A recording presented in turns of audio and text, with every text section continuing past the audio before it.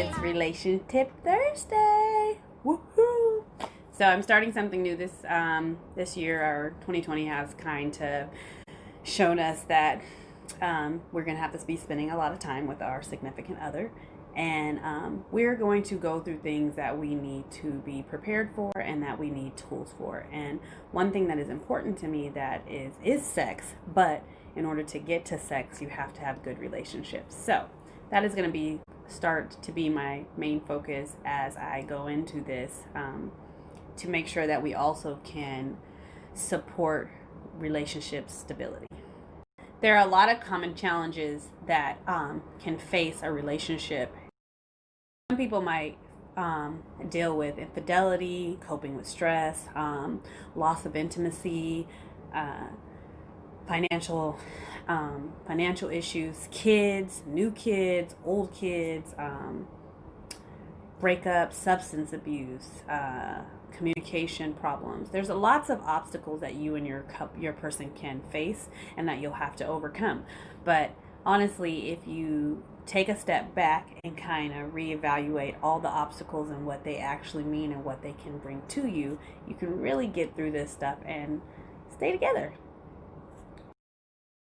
The intimacy obstacle, you want to make sure that you really know what intimacy is first. And intimacy is not connected to sex. It is something that you build throughout your relationship. It's a form of you being connected to your partner and being able to be vulnerable and open and to share things.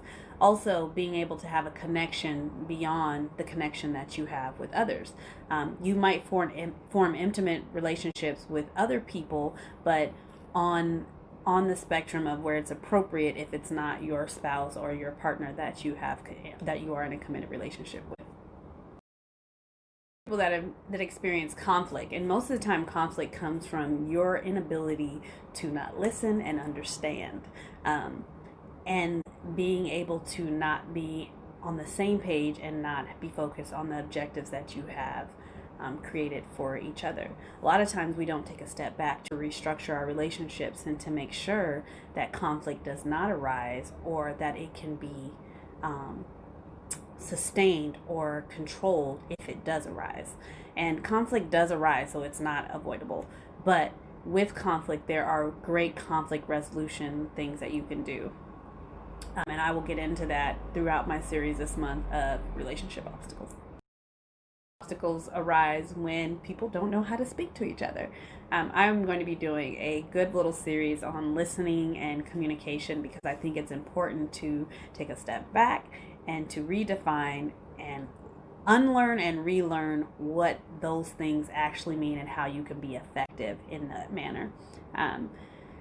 Making sure that you have good communication skills is not always easy when you are dealing with old things and old ways. So if you don't recycle and trash your old habits and build up new and restructure yourself, you're going to have more problems trying to communicate on a more effective basis if you're using old tactics.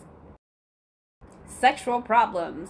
This is an obstacle, and it normally arises because the other stuff is messed up. But when it doesn't and everything is good and you're having things, you reach out to people like me, myself, and some of my colleagues that can help you with those sexual problems and dive deeper, because trying to figure that out yourself when you don't fully understand what's going on and how the body or the other person's body works can be quite a task. And I would say if you lack knowledge in that area, which most do because we weren't fully educated on that, step out and get substance abuse. I know some people struggle with this, and I would say that I honestly want people to refer out and to get help from professionals that can deal with things like that.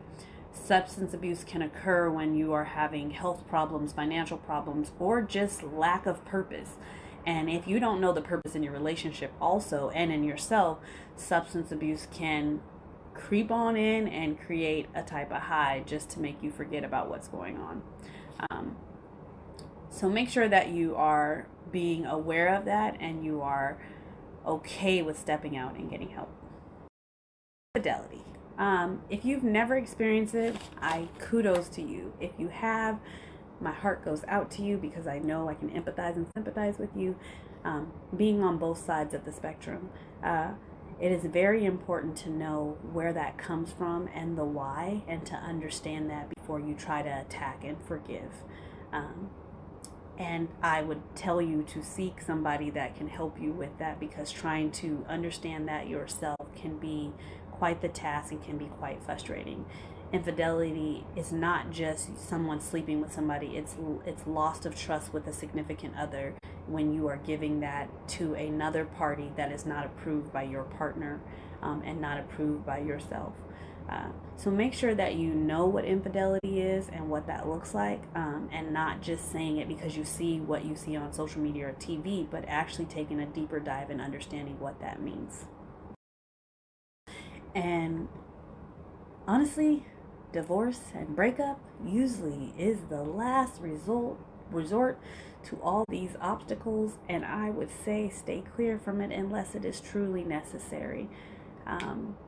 One thing I will say is that a lot of times we don't take the time to figure things out because we think getting with somebody else would be easy. Easy does not solve problems and does not help drive you towards your purpose. So anything easy is not worth it. So if you are headed to that, I actually ask you to seek somebody to get help, and try to weigh out your options and what that looks like. Because if it's just to get free and to get your mind clear, great. But if it's to move on to the next person, you could be moving on and bringing the same baggage, which is yourself, to the next relationship, thinking that it was the other person. This month I will be doing giving some really good tips and tools on relationship obstacles and things and how that looks like. I'm going to try to limit my videos because I can be long-winded. But I definitely want people to understand and get the message. So, have a great day. If you like what my mom is doing, make sure you click like and subscribe.